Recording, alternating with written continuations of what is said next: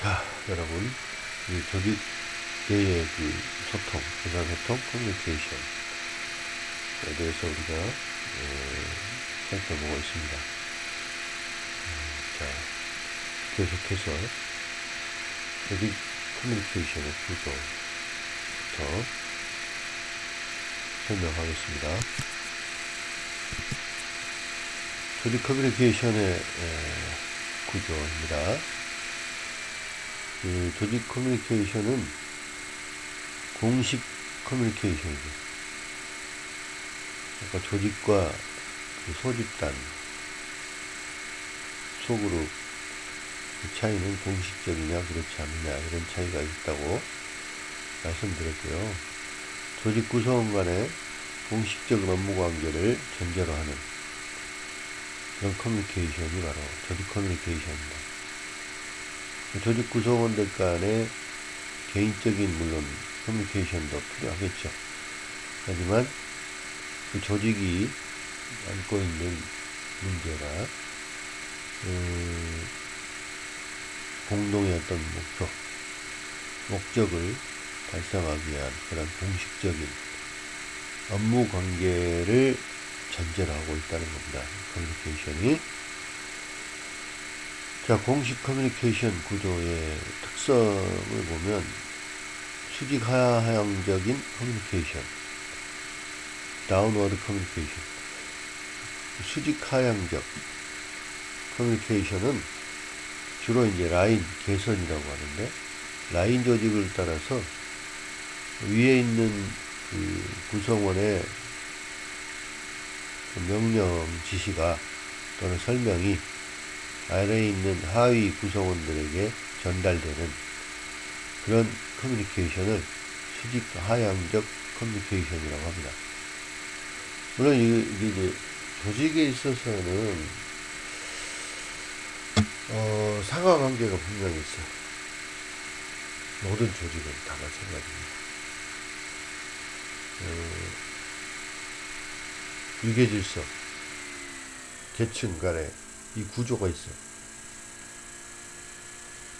그래서 위에 구조와 아래 밑에 하위 구조 간에는 서로 명령이나 지시 또는 설명, 이러한 공식적인 커뮤니케이션이 이루어지고 있습니다. 그 다음에 수직 상향적 커뮤니케이션, 이거는 이제 밑에서 위로 올라가는 거죠. 밑에 하위 구성원들로부터 상위 구성원들까지 올라가는 그런 의사소통인데, 주로 보고 또는 제안 또는 불만, 요구 뭐 이런 것들이 바로 이제 수직적으로 위로 올라가는 커뮤니케이션이야. 명령, 지시, 설명, 이거는 아래로 내려가는 커뮤니케이션이라고 한다면, 보고, 제안, 불만, 요구 이런 것들은 위로 올라가는 커뮤니케이션입니다. 사례를 보면, 보라는 회사의 초년생으로 그 위에 상사인 김대리에게 업무 지시를 받습니다. 지시를 받죠. 또 김대리에게 업무 보고를 합니다. 지시받은 업무를 수행을 해서 보고를 해야 되겠죠. 그래서 이때 보라는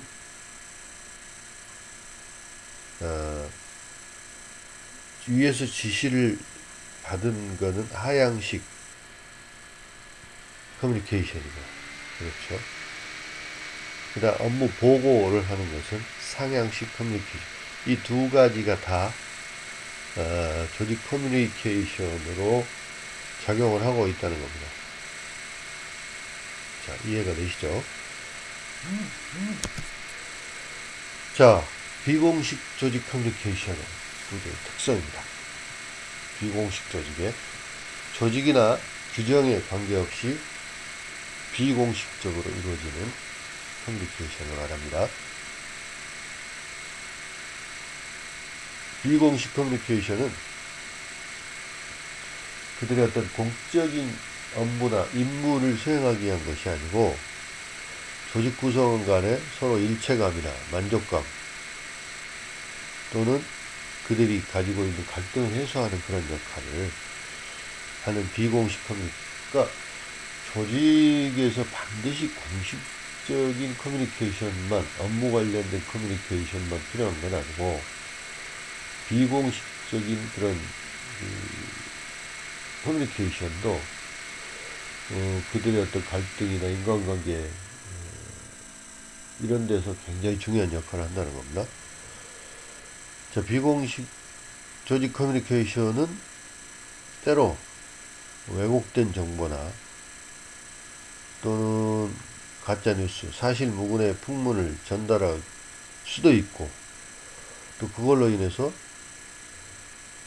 조직의 그 위계 질서를 약화시키고, 또 조직 관리가 잘 못되는 경우, 그리고 의사소통이 잘못돼서 의사결정이 잘못되는 경우, 비합리적으로 이루어지는 경우도 나타나기도 합니다. 따라서 비공식 커뮤니케이션은 조직의 그 생산성, 그러니까 공식적인 어떤 커뮤니케이션보다는 조직을 유지하는 인간관계 이런 쪽에 훨씬 더 많은 기여를 한다는 것입니다. 대표적인 그 커뮤니케이션 유형으로는 대각선형, 방사형, 거미줄형 이런 것들이 비공식 커뮤니케이션의 형태입니다. 첫 번째, 대각선형은 직속 명령 계통은 아니지만 개인의 친분 관계 업무상 서로 협조하는 관계, 이러한 상위의 커뮤니케이션을 대각선형 커뮤니케이션이라고 말하고요. 방사형은 개인들과의 관계가 대단히 가깝지 않은 희박하다는 거죠. 그래서 한 개인에게 연결되어 있는 경우가, 어떤 한 사람이 많은 사람들에게 이렇게 전달하는 방사형. 거미줄형은 뭐냐면 서로 간에 다양한 그 구성원들 간에 서로 얽히고 설켜 있는 관계성이 아주 좋은 그런 형태의 그런 커뮤니케이션 형태입니다. 그래서 비공식 조직 커뮤니케이션의 대표적인 커뮤니케이션 유형은 대각선형과 방사형, 거미줄형 이런 것들이 있을 수 있습니다. 비공식 조직 커뮤니케이션의 사례를 보면, 철수는 회사에서 업무와 관련해서 그의 위의 상사인 김대리와 또 그 위의 박 과장으로부터 많은 스트레스를 받고 있습니다. 그래서 그 철수라는 사람은 업무하고는 전혀 관계가 없는 직장 동료, 다른 부서 동료가 되겠죠. 민수와 또 학교 선배인 다른 옆에 부서인 이 과장에게 그 어려움을 털어놓기도 합니다. 그러니까 이거는 그 공식적인 라인에서 이루어지는 커뮤니케이션, 업무적인 커뮤니케이션이 아니고 개인적인, 인간적인 그런 커뮤니케이션이 이루어지는 거죠. 그러니까 자기는 공식적인, 물론 업무에 의해서 자기의 위의 상사들로부터 많은 스트레스를 받고 있지만 이것들을 직접적으로 위의 사람들에게 표출하는 그런 커뮤니케이션은 물론 조직 커뮤니케이션, 공식적인 그런 거지만 철수는 업무와 관련이 없는 동료 민수나 또는 학교 선배인 이 과장에게 그것들 개인적으로 이제 털어놓고 그것들을 조언을 받거나 또는 해소하는 그런 비공식 조직의 커뮤니케이션을 이용하고 있다는 겁니다. 조직 커뮤니케이션의 효과를 보겠습니다. 첫 번째, 조직 커뮤니케이션 영향 요인은 조직 커뮤니케이션에서 영향을 미칠 수 있는 요인들이 많이 있는데 그 조직의 목적, 조직의 문화, 또 조직의 기술적인 특성, 조직 구조 뭐 이런 것들이 조직 커뮤니케이션에 많은 영향을 미치게 되죠. 먼저 조직의 목적이 이제 커뮤니케이션 영향을 미치게 되는데 조직 구성원의 목표는 두 가지가 있어요. 자기 개인의 목표가 있고 그 속해 있는 조직의 목표가 있을 수 있고요. 그 다음에 이제 이런 그 자기의 개인의 목표와 조직의 목표가 서로 차이가 많이 날 때 갈등을 하게 되는 거죠. 갈등을 하게 됩니다. 그래서 합리적일 때 원활한 커뮤니케이션이 이루어져야 되고요. 그 다음에 조직 문화가 조직 커뮤니케이션에 영향을 미치게 되는데 이 조직이 추구하는 그 가치가 그 지배적인 가치가 각 기업이 목표로 내세운 일종의 지도 이념이라는 거죠. 조직이 추구하는 그런 지배적 가치가. 그 다음에 조직 문화는 그 구성원들의 행동을 통해서 조직 커뮤니케이션의 형태와 체계를 변화시키고 또한 그 조직의 생산성에 기여를 한다는 겁니다. 조직 문화가. 그러니까 모든 조직에는 그들의 독특한 문화가 있어요. 우리나라 대기업도 마찬가지로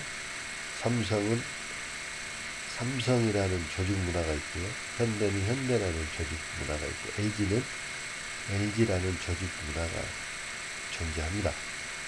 이런 것들이 그 조직 내에서 많은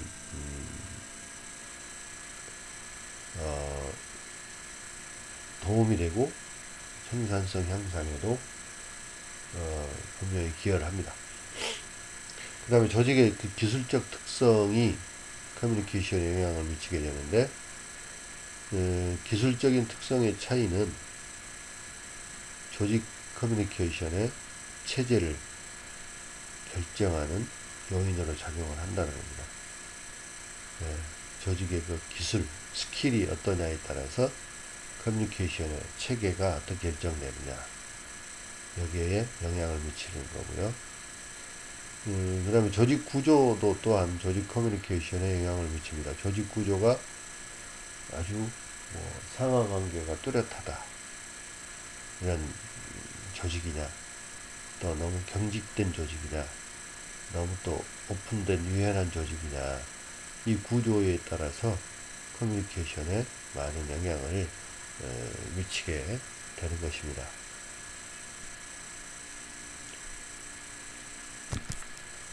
자, 조직 커뮤니케이션의 역할을 보겠습니다. 첫 번째, 생산 기능. 조직이 추구하는 그 목표를 합리적으로 설정하고 조정하는 정보를 제공을 하고요. 두 번째는 생산 기능을 위한 각 부서 간의 업무 부여에 대한 기능적인 연결. 그 다음에 세 번째는 생산 실적을 구성원들에게 알려서 그것들을 분석하고 또 새로운 계획을 세우는데 도움을 준다는 거죠. 이게 조직의 공식적 커뮤니케이션이죠. 생산성의 향상을 위해서 조직 커뮤니케이션이 필요하다는 거고요. 유지 기능입니다. 조직 내에 구성원들 간의 갈등을 해소하고 또는 최소화하고 조직이 정상적으로 유지될 수 있도록 하는 기능, 관리 기능이 되겠죠. 관리 기능. 다음 세 번째, 개혁 기능입니다. 조직 커뮤니케이션을 통해서 환경 변화에 대처하고 또 스스로 변화에 적응하는 그런 역할을 하고요. 그 다음에 조직의 환경에 적응을 해서 또 균형적인 발전을 이룩하기 위해서 노력하는 기능. 그 다음에 조직 개혁은 채택 기능과 실행 기능으로부터 이루어집니다. 조직 개혁을 채택하느냐. 개혁적인 것은 사실 받아들여지기, 채택하기가 쉽지는 않아요. 또한 채택이 됐다고 하더라도 실제로 실천하느냐, 실행하느냐, 그것도 보장을 할 수가 없습니다.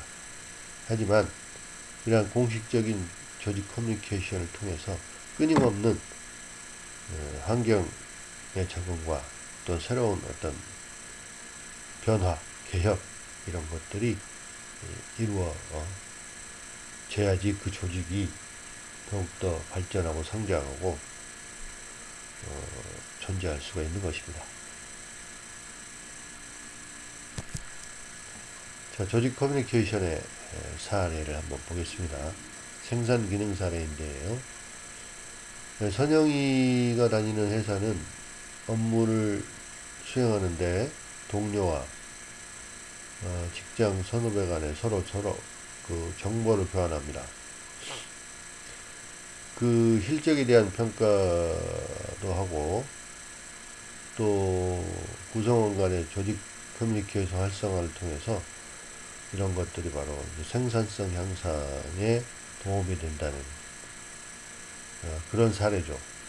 그러니까 커뮤니케이션을 통해서 생산성이 향상된다는 그런 사례가 되겠고, 두 번째, 유지기능에 대한 사례인데요. 선아가 다니는 회사는 그 구성원 간의 갈등이 생산이나 또는 그 업무의 업적에 저해 요인이 된다고 생각을 해서 그 계속적으로 지속적으로 그 문제점을 찾아내고 해결하려고 노력을 많이 합니다.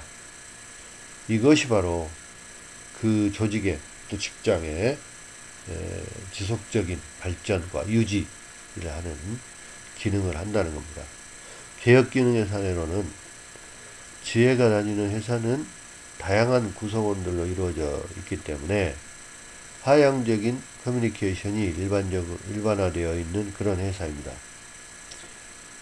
사장에게 권한이 집중이 많이 되어 있어요. 하향적 커뮤니케이션이 주로 이루어지기 때문에 이런 상황에서 개혁이 필요하다. 개혁을 해야 된다. 이런 것들을 파악을 해서 그것들을 개혁을 통해서 하나하나 이렇게 바꿔나가고 변화시켜 나가는 것이 회사의 발전을 가져올 것이다. 그 직장의 또는 조직의 발전을 가져올 것이다. 라는 개혁 기능 사례가 되겠습니다. 자, 여러분, 오늘은 조직 내의 소통, 의사소통, 조직 커뮤니케이션에 대해서 여러분과 살펴봤습니다. 우리가 속해 있는 많은 조직들이 있는데 그 조직이 성공하느냐 실패하느냐, 그것은 커뮤니케이션하고도 아주 밀접한 관련이 있다고 말씀드릴 수 있습니다. 따라서 조직 내에 다양한 그런 공식적, 비공식적 커뮤니케이션을 통해서 더욱더 조직이 생산성 향상과 또 조직의 유지 또는 새로운 어떤 개혁 이런 것들이 이루어져야지 조직이 더욱더 발전할 수 있는 것입니다. 그래서 조직 내에 의사소통, 커뮤니케이션이 대단히 중요하다. 이렇게 말씀드리고 오늘은 강의를 마치겠습니다. 바이.